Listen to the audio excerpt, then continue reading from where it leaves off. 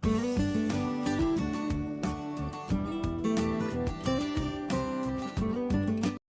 guys, we're going to Kings Park. So, sama ko kayo doon. Malapit na kami sa, paano ba balikan? Malapit na kami sa city, Bird City. So, kaya nga sinabi ko sa inyo, 15 minutes, honey. Yeah.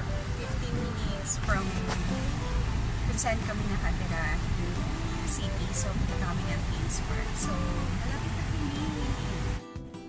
malapit na kami sa Kings Park, which is located sa Perth City. So, ayun.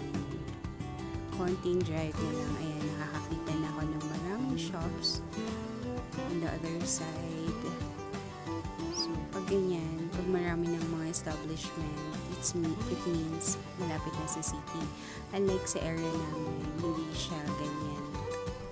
Hindi siya ganun kadami. Medyo they are not allowing, kailangan sa Perth City lang para maraming establishment. Ayan, may mga buses na parang ano lang, what do you call that, from Batangas, parang ganun. Hindi, kasi sa atin, even kahit sa province, may mga malalaking building. Dito talaga sa kanila, like dito sa area namin, hindi nila inaalaw na magkaroon ng malalaking building. Basta ganito lang, tama lang. May area na pwedeng may second floor, may area na hindi